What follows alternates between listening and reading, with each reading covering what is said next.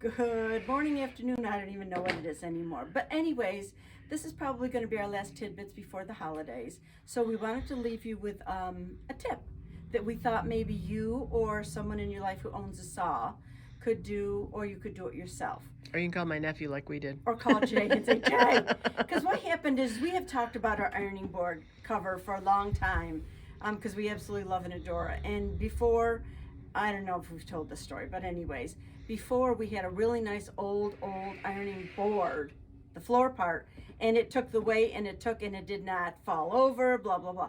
Well, anyways, it died. The welds snapped, it was gone, so we ended up having to come up with plan B. And plan B was we got the sturdiest one we could get, and every time we went to pull our backing when we were ironing it, you almost tipped everything over onto your Excuse feet. my French, it was...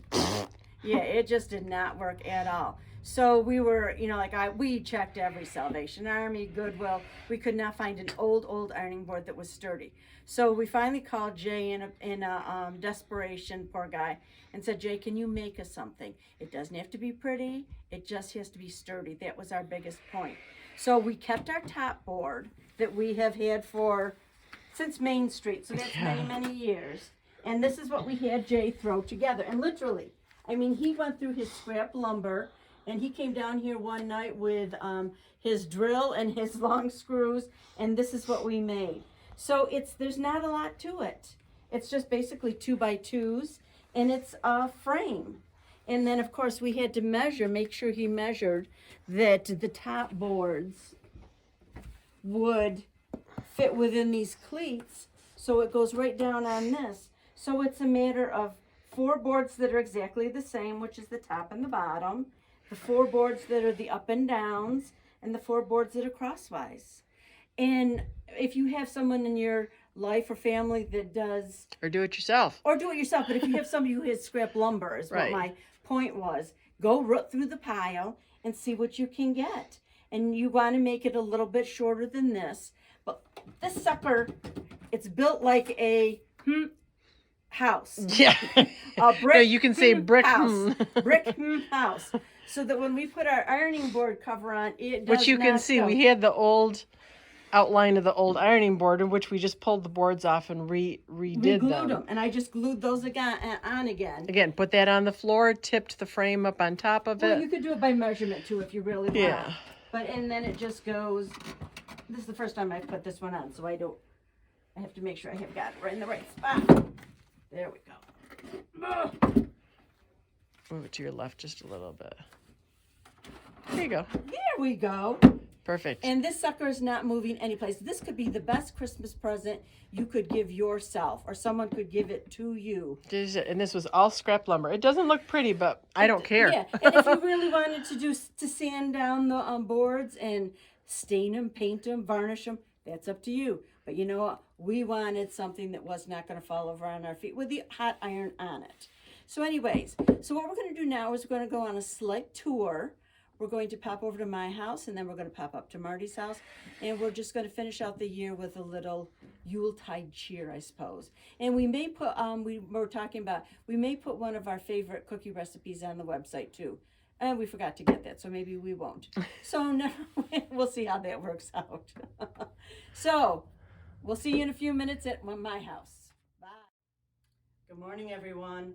This may be our last ballyhoo before Christmas because Marty and I are getting booked. But anyways, what we thought we would do is we're going to give you a little insight, a peek, whatever. A taste of our Christmases. A taste of our Christmases. So what we did is this is at my house. And what we thought we would do is we'd pull a couple of our favorite ornaments and just show you. So one of the ones I'm going to show you this one first because I'm having to hold it. This one, there's a little story behind it. If you look at the star is our nephew Jay, who does our barn board frames for us. He cut the star out, and then hanging in the middle is an ornament from my grandmother's family. So that would be years old, many years old. And these probably came from France because my grandmother's family was French. So somehow or other, these came from France. So Marty had Jay make these, and then the wood is very. The wood is from our family farm after we moved off the farm. So we have the many generations of the little ball and then the farm, and then Jay made it for us. So it's a multi-generational little ornament. And then this one, I'm gonna set this down. Just don't let that fall. Okay, this one brings back a lot of memories because way back 100 years ago, my sister Debbie was in charge of Project Christmas, which was a charity type of thing. And every year, Marty and I somehow or other got hornswoggled into making ornaments for this project. So we would have to, and it was like, we had to have them ready the day after Thanksgiving. We'd have to make like what 150 ornaments, oodles of them. Unbelievable amount of ornaments. So this, and then everybody who took a person's name got an ornament. So these were made out of wool roving, and they're little angels, and we had to make well over 100 of these little darlings. But they were very cute, and it always brings back the memories You have to turn her around because you have to see she has a little bun. Oh, she has a bun on her head. Yeah. And the fact that this is probably 25 years old at least, 30 years old, and it's still in good condition. So that is a couple of my favorite ornaments. If Marty wants to just pan around a couple places, we try to get some wall hangings out, get your change ones out. There's one around the corner here. Yeah, well, I did want to do this one because I love this window. Oh, this is a window. Isn't this a cute idea? And these aren't antique or anything, but this is just something our nephew Jay made us. But you could take an old window frame, just take the glass out, put little hangers in, and then you've got, get some decorative ornaments and slap them up. And then we've got, just other ones. And then one of the nice ones, if you can just take a long shot, Marty, and then that would be good enough. We don't want to be boring we like here. the little things hanging up. Yep, that was Mom's idea, I think, way back when. A little crush. And then some just ornaments. And then if you look at the end wall, that just always is such a good focal point. Nice quilt hanging. We've got Mom's cedar chest from when she got married, and little angels on top of that. So that's kind of our Christmas decorating, so to speak. Haven't even done the outside yet. I figure I got another week and a half. We're in good shape. Oh, and one more thing I forgot. This is the one I forgot. This is from, if anybody ever, Dansville people will know, from Louise Jones. These are called Moravian Stars. She gave this to me, I think, the first year I was in business. And so that goes back to 1986. So 35, 36 years, whatever. And she made this out of paper. And it was from Louise, and I've always kept it. So that's it. So now what we're going to do is we're going to head up to Marty's house. Show you a quick little there, and then we will sign off for Christmas, okay? See you soon. Okay, so now we're at my house, and I wanted to show you just a couple of ones that it's like one of those, as soon as I put it out, Christmas is here. It's kind of one of those when you do the decorating, which all happened yesterday, and I'm not quite done yet, but this is one of my favorite wall hangings. When we were still living on the farm, the year that I got my first quilting machine, you had to understand the farmhouse was huge, but we had one, was it a formal, not formal living room? It was the living room. It was the living room, but we really never spent a whole lot of time in there, and in the winter it was so cold in there that we always kind of shut it off. But that's where the quilting machine ended up. And this was in a book from Patrick Place, and it's the first time I'd ever really worked with lame. And so I had made this for Mom and Dad for Christmas. And I still remember, and again, this was really old farmhouse. So like the upstairs was always cold in the wintertime and all that. I was upstairs at night sewing all of these little seed beads on the trees so that they didn't know about that. But because this was a lame that we had gotten in the shop. And it was perfect for the stained glass for the church windows. But yeah, all of those seed beads, you can tell when I got to this tree, I kind of wimped out because it was just a zigzag up through the tree. I started with this one, I think, because there was a lot of seed beads on that one, but it was a fun. And then this was the first quilt that I ever quilted on the new long arm, so that was kind of a nice memory for that too. This is one of I got this ornament probably just about 3 or 4 years ago. And I just love it. You can tell Teri and I have very different decorating. She's very much more sparkle and shine and all that stuff, and I'm definitely more of a rustic primitive. But there's a curiosity shop in Warsaw, and I got this at her shop, and I just love it. And again, this is one of those, it's like the first thing that goes up when I do my Christmas decorating, just because it's easy to put up. Who's it kidding? is, it's really easy to put up. And then it's like, okay, winter's here, Christmas is here, and all of that.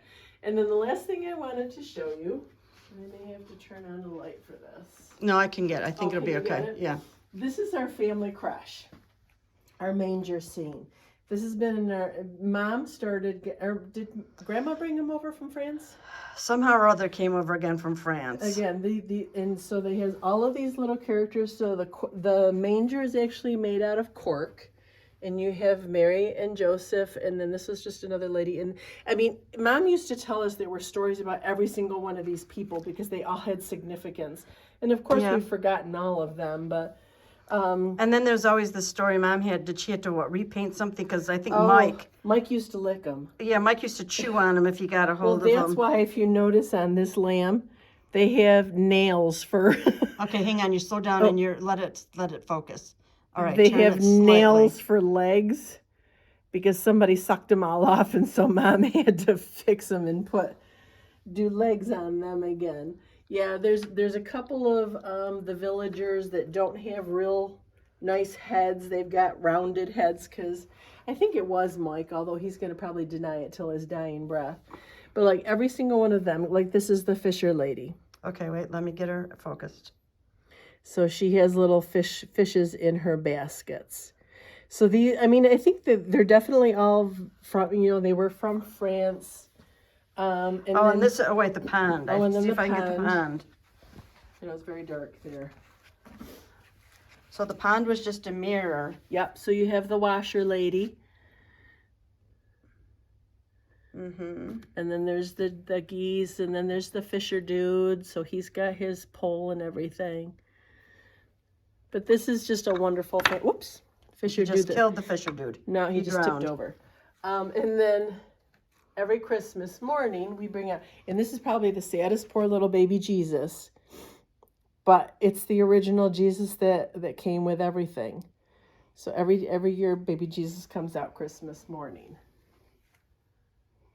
So that's our family. And then Mom had taken, it was just paper bags, and she basically just did some paint and stuff. And I remember as kids, she used to do a midnight sky in the background of it. And then there was always a light in the thing. And then she had a silver star. Yep. That was the star in the east. So that's kind of some of my Christmas decorations. We're almost there, not quite. So we're just going to... We're going to slide for the next couple weeks. So don't forget about us. We won't forget about you. We are going to see you again in the new year.